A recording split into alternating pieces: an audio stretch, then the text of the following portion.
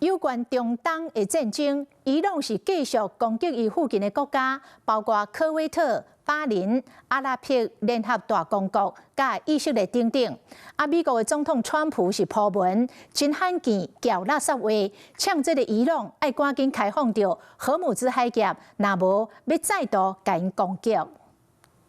美国总统川普在上帝伫美东时间7月暗时发文章，搁在警告伊朗开放荷姆兹海峡，佮预告要攻击发电厂佮大桥。川普喊的玫瑰罐垃圾话情绪激动，看出来伊已经失去耐心啊。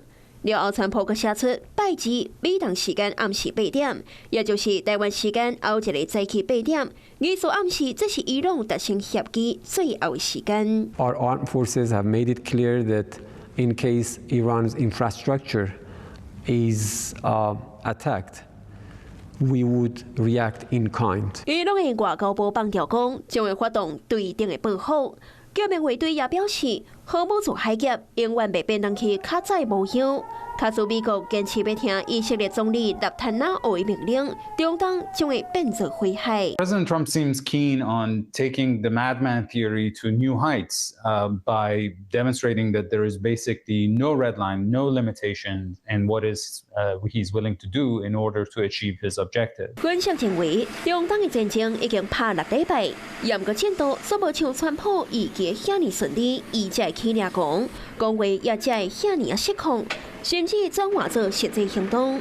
更同时，伊朗也继续攻击附近的国家。科威特石油公司的总部起防空袭，2座发电厂甲海水淡化厂站等等的基础设施也受损，玻璃破去，残骸也拢烧甲臭灰搭。巴林石油公司一处储存设施也去互伊朗的无人机攻击。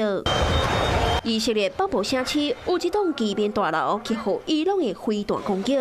阿联的总统顾问表示，当局已经准备好加入任何以美国带头的行动，确保荷姆兹的航行安全。